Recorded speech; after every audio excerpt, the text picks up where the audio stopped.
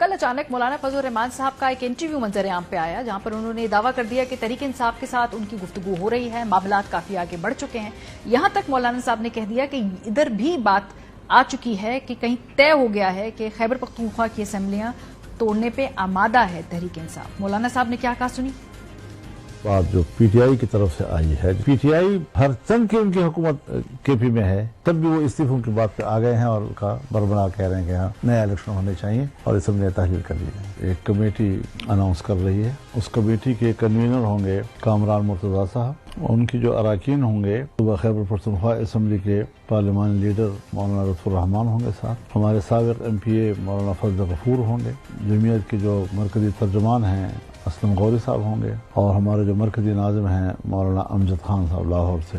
इन पर मुश्तमिल हमने कमेटी अनाउंस कर दी है। मौलाना फजल रहमान साहब एक सियासी जमात के सरबराह हैं, तो उनकी तरफ से जब ये बयान सामने आया तो जाहिर सी बात है किसी जिम्मेदार तरीके से इसकी छान पटक करने के बाद ही मौलाना साहब ने बात की होगी। लेकिन थोड़ी देर बाद हमने देखा तहरीक इंसाफ का इस पर रद्द-ए-अमल आया। बैरिस्टर गौहर साहब ने कहा कि अमीर JUI मौलाना फजल रहमान साहब से असेंबली तहलील करने या इस्तीफों पर कोई मुशावरत हुई ना, ऐसा कोई फैसला हुआ है।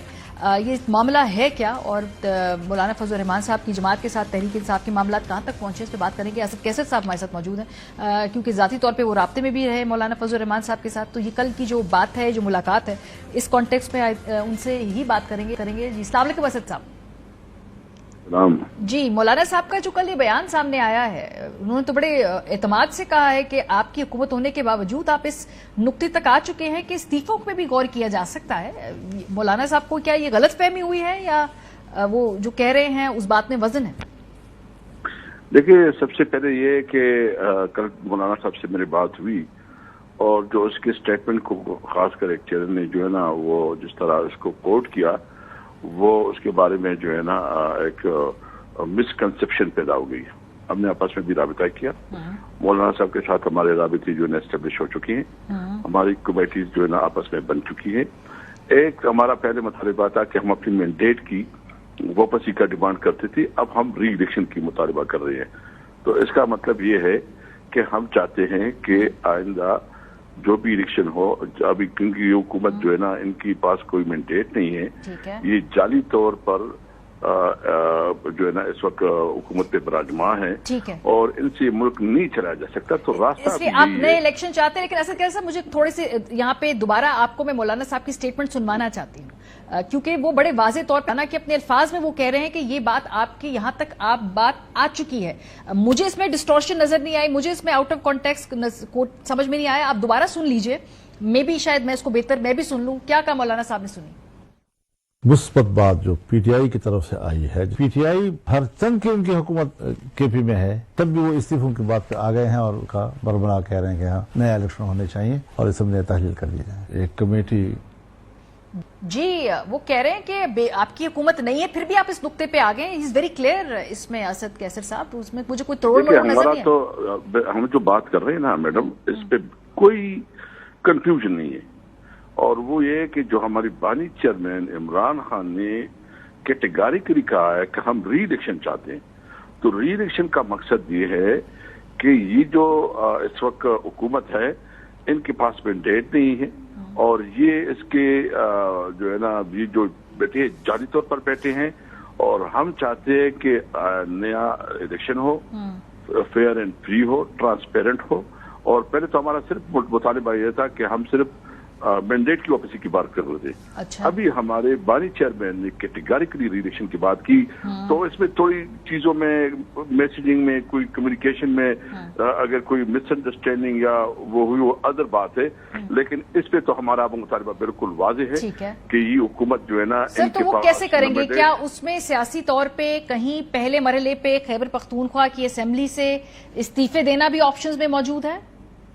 नहीं, देखिए सब ये है कि हम हालात के मुताबिक देखेंगे, कोई ऐसे कोई प्रपोजल मौजूद नहीं है और हमने जो पहला हमने जो एक्सपीरियंस की है हम उसको सामने रखते हुए फैसले करेंगे। लेकिन चूंकि ये उस वक्त के हालात के मुताबिक डिसीजन करने हैं تو وہ ہماری کور کمیٹی اور ہماری پولیٹیکل کمیٹی ڈیسیجن دے گی اور ہمارے جو ہے نا بائن چیئرمین سے جو ہے نا ہم اسے بھی ایڈوائس دیں گے اس کے مطابق جو سچویشن ہوگی. لیکن اس بات پہ ہم متفق ہے کہ یہ حکومت جو ہے نا ناجائز حکومت ہے, یہ حکومت جو ہے نا لیجیمیٹ حکومت ہے. اور ابھی تو یہ چھوڑیں, ابھی جس حد تک یہ جا رہے ہیں, میں آپ کو ایک اور بات بتاؤں.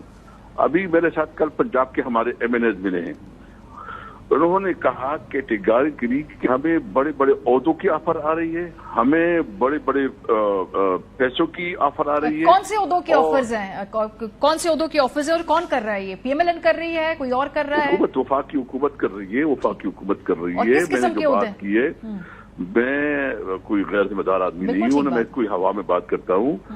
یہ میں آپ کے سامنے کہتا ہوں کہ ہمارے تمام ایم این ایس کو اوپر جو ہے نا 3 قسم کے پرپیشن, یا جو ہے نا کیبنٹ میں شامل ہو جاؤ, یا آپ جو ہے نا جتنا آپ کو پیسے چاہیے, یا اگر نہیں کرتے تو آپ نیب کی اور اینٹی کرپشن کی کیسز کا مقابلہ کرو, یا اس کو جو ہے نا یہ آپ دیکھیے ہمارا مادم جتوئی کو جس طرح جو ہے نا اغوا کیا گیا, یہ ابھی جو دستی کے خلاف جو جس طرح رویہ رکھا گیا, یعنی ہر ایم این اے, یعنی ہمارا خواجہ شیراز, جتنے ایم این ایز ہیں اس کے اوپر تو انہوں نے زمین تنگ کی ہوئی ہے, اس کے خلاف جتنے کیسز لگا کر رہے ہیں, جتنا اس کو تنگ کیا جا رہا ہے, تو یہ انہوں نے ایک نیا پنڈورا باکس کھول دیا.